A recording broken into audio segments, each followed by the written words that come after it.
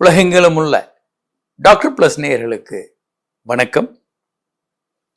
பெண்களுக்கு பிடித்த பாலியல் உறவு முறை எது?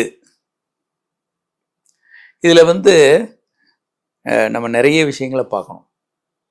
ஏன்னா எல்லாருக்கும், உலக மக்கள் எல்லாருக்கும் பிடித்த உணவு முறை எது அப்படின்னு ஒரு கேள்வியை கேட்டோம்னா நீங்கள் எதையும் சொல்ல முடியாது. ஏன்னா அமெரிக்காக்காரன் பிரெட்டை சாப்பிடலாம், நம்ம இட்லி தோசையை விட மாட்டோம். அந்த பக்கம் நார்த் இந்தியன் சப்பாத்தியை சாப்பிட்டுட்டு இருப்பாங்க. அவனுக்கு இட்லி கொடுத்தீங்கன்னா பிடிக்காம இருக்கலாம். அப்போ மனித குலத்துல பாதியாக இருக்கக்கூடிய பெண்களுக்கு பிடித்த முறைன்றது எளிமையான கேள்வி. அவங்ககிட்டே கேட்டுருங்க, எது பிடிக்குது, எது நல்லா இருக்குன்னு. 550 பொசிஷன்ல நீங்க செக்ஸ் பண்ணலாம். ஆனா ஆய்வுகள் முடிவுகள்ல இருந்து நம்ம சில விஷயங்கள் முடிவுக்கு வரலாம். எப்படி உறவு கொள்ளும் போது ஒரு பெண்ணை எளிமையாக சீக்கிரமாக உச்சகட்டத்துக்கு கொண்டு வரலாம், முழுமையான இன்பத்தை கொடுக்க முடியும். இந்த கேள்விக்கு நம்ம பதில் சொல்லலாம். முதல்ல ஃபோர் பிளே ரொம்ப முக்கியம். செக்ஸ் எடுத்தோடனே போகாம முதல்ல அந்த பெண்ணை தூண்டுங்க. மார்பகங்கள்ல அந்த மார்பக காம்புகளை நீங்க தூண்டும் போது ஒரு திராட்சை நாக்கில் வச்சு உடையாம உருட்டிக்கிட்டே இருக்கிற மாதிரி தூண்டிங்கன்னா அந்த பெண்களுக்கு அற்புதமான ஃபீலிங் கிடைக்குதுன்னு கண்டுபிடிச்சிருக்காங்க. அது ஒன்று. அதை நல்லா நிறைய நேரம் பண்ணலாம் ரெண்டு பக்கமும்.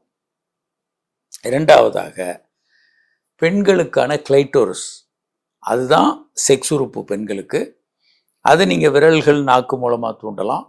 அந்த பெண் உச்சகட்டம் வர வரைக்கும் தூண்டலாம். ஒரு 5-6 நிமிடங்கள் நீங்கள் தொடர்ந்து தூண்ட வேண்டியது இருக்கலாம். நாக்கு கூட வலிக்கும். நீங்கள் தொடர்ந்து அதை தூண்டும் ஒரு பெண் எளிமையாக உச்சகட்டம் அடைய முடியும். மூன்றாவது, உடலுறவுல நல்ல முறை அப்படின்னா பெண்களுக்கு அதிகமான இன்பம் கொடுக்கக்கூடிய முறைகள்னா ஆண் கீழே படுத்துக்கிட்டு பெண் மேல இருந்து செக்ஸ் பண்றதுதான். ஆண் உறுப்பு பெண் உறுப்பு உள்ள இருக்கும், அது ஒரு தூண்டுதல். அவங்க லேசா அந்த பெண் ஆண் மேல லேசா முன்னும் பின்னும் அது உரசும் போது அந்த கிளைட்டோரஸை ஆண் உடம்புல உரசலாம், கிளர்ச்சி கிடைக்கும் அந்த பெண்ணுக்கு. மூன்றாவதாக ஆண் கீழே படுத்திருக்கிறதுனால 2 கைகளும் ஃப்ரீயாக இருக்கும். 2 கைகள்லையும் 2 மார்பகங்களையும் தூண்டலாம். அடுத்து ஒரு பக்கம் தலையை கொஞ்சம் மேலே தூக்கி பெண் கொஞ்சம் கீழே தலையை இறக்கி வந்தாங்கன்னா ஒரு மார்பு காம்புகளை வாய் வச்சு நேரடியாக தூண்ட முடியும். இந்த மாதிரி ஒரு 4 தூண்டுதல் வேற எந்த பொசிஷன்லையுமே அந்த பெண்ணுக்கு கிடைக்காது. இது ஒரு அற்புதமான தூண்டுதலாக இருக்கும். அந்த பெண் சீக்கிரம் உச்சகட்டம் அடைஞ்சிருவாங்க. ஏன்னா எல்லா இடத்துலையும் தூண்டுதல் கிடைக்கிறதுனால சீக்கிரம் அந்த பெண் உச்சகட்டம் அடைஞ்சிருவாங்க. ஒன்று. இரண்டாவதாக டாகி ஸ்டைல் பல பெண்கள் விரும்பக்கூடிய ஒரு பொசிஷன். இயல்பா பெரும்பாலான பெண்கள் தமிழ்நாட்டில எல்லாம் நிறைய விரும்புறது மேல் ஆன் டாப், மேலேருந்து பண்ணணும், ஆனால் நீண்ட நேரம் பண்ணணும்னு நினைப்பாங்க. இதில் என்ன சிக்கல்னா ஆண்கள் மேலேருந்து பண்ணுவாங்க, ஆனால் அவங்க ஆக்டிவாக வேகமாக செக்ஸ் பண்ணும்போது சீக்கிரம் விந்து வந்துடும். பெண்கள் நினைக்கிற ஒரு விருப்பம் ஓகே ஆகிடும், மேலே ஆழ்ந்த ஆண்கள் பண்ணுறதை அவங்க விரும்புவாங்க, ஆனால் சீக்கிரம் விந்து வர்றதை தவிர்க்க முடியாது. அப்போ அதற்கான ட்ரீட்மெண்ட்டாவது அவங்க எடுக்க வேண்டியது இருக்கும். இந்த சிக்கல்கள் இருக்குது.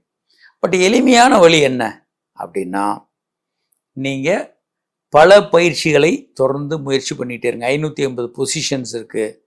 வேறு வேறு மாதிரி செக்ஸ் பண்ணலாம். ஒவ்வொரு நாளும் வேறு வேறு பொசிஷன்ஸை பயன்படுத்துங்க. வேறு வேறு பிளேஸில் பண்ணுங்கள். ஒரு நாள் ஷவருக்கு கீழே பண்ணுங்கள், ஒரு நாள் கிச்சனில் பண்ணுங்கள், ஹாலில் பண்ணுங்கள், வெரைட்டியை பண்ணுங்கள். நேற்று பிடிக்காதது இன்றைக்கி பிடிக்கலாம். இன்னைக்கு பிடிச்சிருக்கிறது நாளைக்கு அதில் பெயினாக இருக்கலாம். இன்னைக்கு கிளைட்டோரஸை தூண்டுறாரு விரல் வச்சு, முதல் நாள் நல்லாயிருக்கும், 2ஆவது நாள் தூண்டும் போது எரிய ஆரம்பிச்சிடும். ஏன்னா அது ரொம்ப சென்சிட்டிவான ஆர்கன். விரல் வச்செல்லாம் தூண்டும் போது எரிய ஆரம்பிச்சிடும். அப்போது உங்களுக்கு அது பெயின்ஃபுல்லாகிடும். இன்னைக்கு பிடிச்சது நாளைக்கு பிடிக்காமல் இருக்கலாம், நேற்று பிடிக்காமல் இருந்தது இன்னைக்கு பிடிக்கலாம். அப்போ இந்த விஷயங்களை நீங்கள் தொடர்ந்து அன்றைய அவங்களுடைய உணர்வுகள் என்னன்றதை பார்த்து புரிந்து கொண்டு அதை செய்யணும். 2 பேரும் மனம் திறந்த ஒரு உரையாடலை நீங்கள் வச்சுக்கோங்க. ஏன்னா செக்ஸ் ஒரு ஃபிக்ஸடான பிளே புக் இல்லை, அது மாடிஃபை ஆகிக்கிட்டே தான் போய்கிட்டு இருக்கும். வயதாகும்போது கொஞ்சம் வேறு மாதிரி தேவைப்படும். ஆரம்ப கட்டத்தில் இன்னும் அக்ரெசிவான செக்ஸ் தேவைப்படலாம். ஒவ்வொரு காலகட்டத்திலையும் அது மாறிக்கொண்டே இருக்கும். அதனால இது வந்து ஃபிக்ஸடாக இருக்காது, மாறிக்கொண்டே இருக்கும். நாம் மனம் திறந்த உரையாடல் மூலமாக நீங்கள் 2 பேரும் பல்வேறு விருப்பங்களை பரிமாறிக்கொண்டு பண்ணலாம். அதே மாதிரி ஆண்களும் அவங்களுக்கு எது பிடிக்குது அப்படின்றத பெண்கள் கேட்டு அதை செய்ய தயாராக இருக்கும். இதில் நம்ம நிறைய பேர் ரிசர்வேஷன் வச்சுக்கிறோம். எனக்கு செக்ஸ் விருப்பமான அன்னைக்கு தான் நான் பண்ணுவேன், எனக்கு பிடிச்சப்போ தான் நான் பண்ணுவேன், பிடிச்ச மாதிரி தான் பண்ணுவேன். இதெல்லாம் முதல்ல சரியல்ல. ஏன் அப்படின்னா, இப்போது நான் மனைவிக்கு விருப்பம் இருந்தாலே நீங்கள் செக்ஸில் இறங்கலாம். அதே மாதிரி கணவனுக்கு விருப்பம் இருந்தாலே மனைவி அதில் இயல்பாக அதில் ஹெல்ப் பண்ணலாம். இல்லை நான் எனக்கு நல்ல விருப்பம் இருந்தால் தான் நான் இறங்குவேன் அப்படின்னு மாதிரி செய்கிறது கொஞ்சம் கொஞ்சமாக உங்கள் செக்ஸ் உணர்வை குறைச்சிரும். ஒரு கணவர் அப்ரோச் பண்ணுறாரு, நீங்கள் மறுக்கிறீங்க, அடுத்து அப்ரோச் பண்ணவே அவர் தயங்க ஆரம்பிச்சிருவாங்க. மனதுக்குள்ளே அவங்களுக்கு தயக்கம் வந்துடும். வெறும் நோ சொல்லிடுவாளோ, அது அவமானம் ஆயிருமே நமக்கு அப்படின்னுலாம் நம்ப ஆரம்பிச்சிருவாங்க. அப்போ இந்த சிக்கல்கள் இருக்குது. ஸோ நோ சொல்லவே கூடாது. இந்த ஏரியாக்கள் எல்லாம் நோ சொன்னால் திரும்ப கேட்குறதுல அவங்களுக்கு பெருத்த அவமானம் வந்துடும். அதே மாதிரி பெண்களுக்கும் அதே பிரச்சனை. நான் தான் கேட்க வேண்டியது இருக்குது, எனக்கு அது அசிங்கமாக இருக்குது சார்னு நிறைய பெண்கள் சொல்லியிருக்காங்க. செக்ஸில் அப்படி பேசுகிற அசிங்கம் இல்லை, இருந்தாலும் அவங்க வளர்க்கப்பட்ட முறையினால் செக்ஸை பற்றி அவங்க நேரடியாக பேசி எனக்கு இது பிடிக்குதுன்னு சொல்கிறதுல பல பெண்களுக்கு குழப்பம் இருக்குது. ஏன்னா அவங்க இப்படி ஓப்பனாக செக்ஸை கொஞ்சம் நல்லா தெளிவாக பேசி எப்போதும் பார்த்ததில்லை. அவங்க அப்பா அம்மா பேசுனதில்ல, நண்பர்கள் பேசுனதில்லை, வேற அவங்க சொந்தக்காரங்க யாரும் அப்படி பேசுனதில்லை. உலகத்தில் எல்லாத்தையும் பற்றி பேசியிருப்பாங்க, அரசியலை பேசியிருப்பாங்க, ஈரான் ஈராக்கை பேசியிருப்பாங்க, மோடியை பேசியிருப்பாங்க. ஆனால் அவங்க டெய்லி ஈடுபடக்கூடிய செக்ஸை பற்றி அவங்க ஒரு தெளிவான உரையாடலை என்றைக்கும் பேசியிருக்க மாட்டாங்க.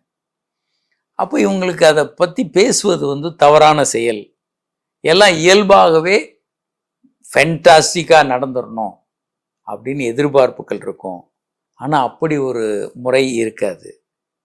ஏன்னா அதுக்கு நீங்கள் கற்றுக்கொண்டு 2 பேரும் அதை மேம்படுத்தி கொண்டே போகும்போது தான் அற்புதமான ஒரு செக்ஸ் வாழ்க்கை உங்களுக்கு கிடைக்கும்.